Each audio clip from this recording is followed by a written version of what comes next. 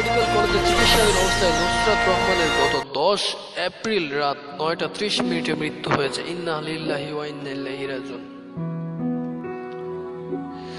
অগ্নিদগ্ধ হওয়ার পর গুরুতর অবস্থায় নুসরাতকে প্রথমে ফেনী ও পরে ঢাকা মেডিকেলে আনা হয়। অবস্থা সংকটাপন্ন হয়, তাকে লাইফ সাপোর্টে নেওয়া হয়। মঙ্গলবার লাইফ সাপোর্টে থাকা অবস্থায় তার ফুসফুসে অস্ত্রোপচার করা হয়। জীবন মৃত্যুর সন্ধিক্ষণে থাকা নুসরাতের উন্নত চিকিৎসার জন্য তাকে সম্ভব হলে বিদেশে নিয়ে যাওয়ার নির্দেশ দিয়েছিলেন প্রধানমন্ত্রী শেখ হাসিনা। তার এ নির্দেশ পাওয়ার পর ঢাকা মেডিকেলের চিকিৎসকরা যোগাযোগ করেছিলেন সিঙ্গাপুরের হাসপাতালের সঙ্গে। সেখানে পাঠানো হয় কাগজপত্র।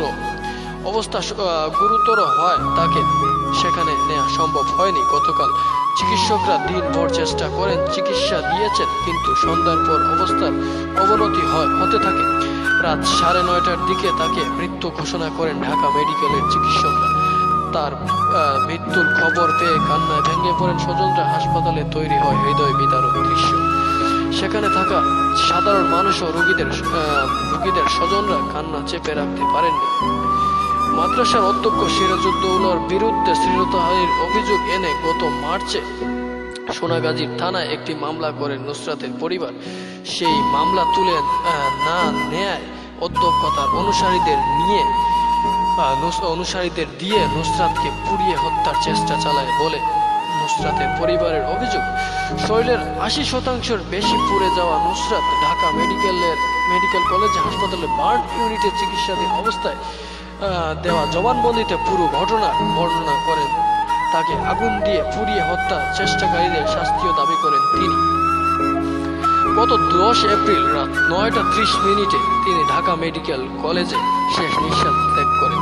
নুসরাতের মৃত্যুতে আমরা গভীরভাবে শোকাহত।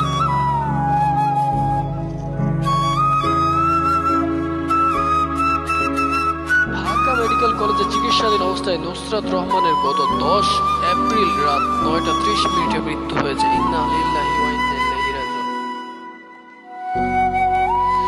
অগ্নিদগ্ধ হওয়ার পর গুরুতর অবস্থায় নুসরাতকে প্রথমে ফেনী ও পরে ঢাকা মেডিকেলে আনা হয়। অবস্থা সংকটাপন্ন হয়, তাকে লাইফ সাপোর্টে নেওয়া হয়।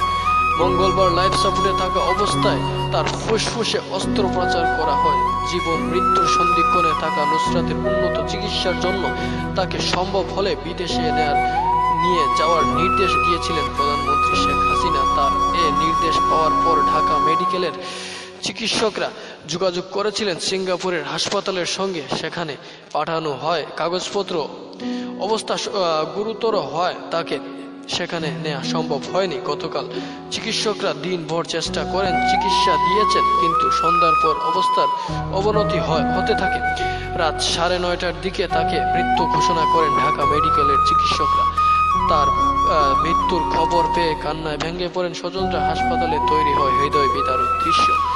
সেখানে থাকা সাধারণ মানুষ ও রোগীদের স্বজনরা কান্না চেপে রাখতে পারেননি। মাদ্রাসার অধ্যক্ষ সিরাজউদ্দৌলার বিরুদ্ধে শ্লীলতাহানির অভিযোগ এনে গত মার্চে সোনাগাজীর থানায় একটি মামলা করেন নুসরাতের পরিবার।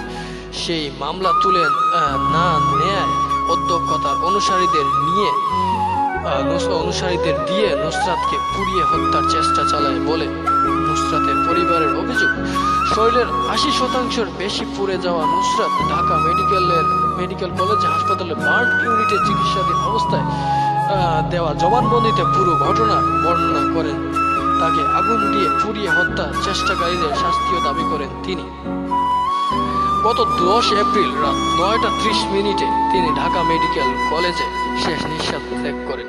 নুসরাতের মৃত্যুতে আমরা গভীরভাবে শোকাহত।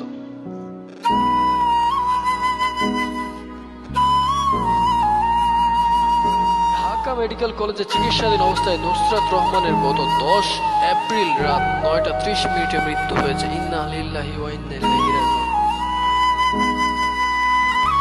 অগ্নিদগ্ধ হওয়ার পর গুরুতর অবস্থায় নুসরাতকে প্রথমে ফেনী ও পরে ঢাকা মেডিকেলে আনা হয়। অবস্থা সংকটাপন্ন হয়, তাকে লাইফ সাপোর্টে নেওয়া হয়। মঙ্গলবার লাইফ সাপোর্টে থাকা অবস্থায় তার ফুসফুসে অস্ত্রোপচার করা হয়।